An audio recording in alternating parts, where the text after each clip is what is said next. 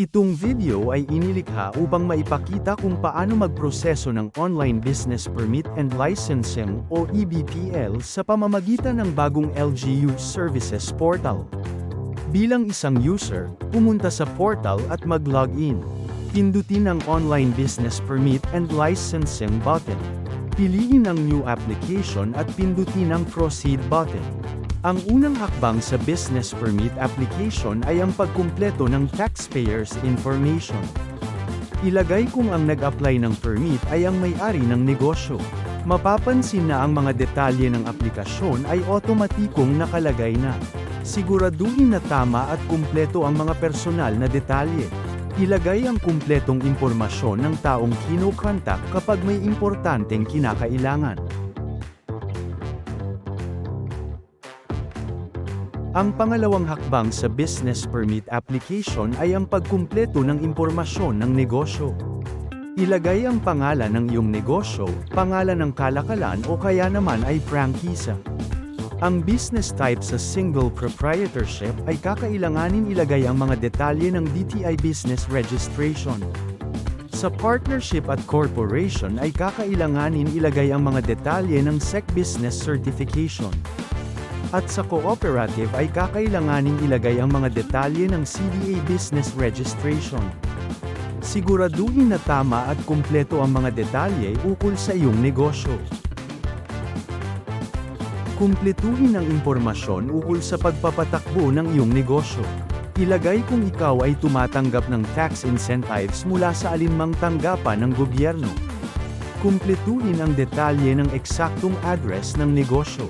Sa bahaging ito, kinakailangan maglagay ng PIN ng address sa mapa. Ilagay kung ang lugar ng negosyo ay inuupahan. Kung ito ay inuupahan, ilagay ang kumpletong detalye ng nagpapaupa.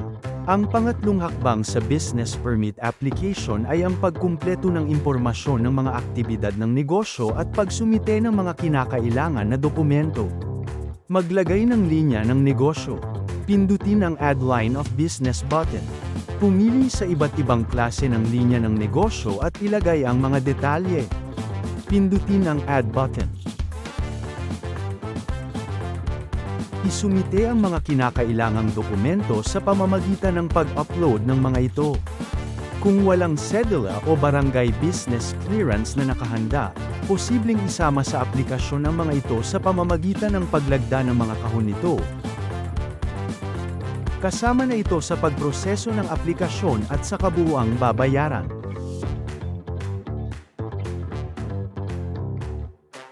Ang huling hakbang sa business permit application ay kung saan makikita ang buod ng aplikasyon.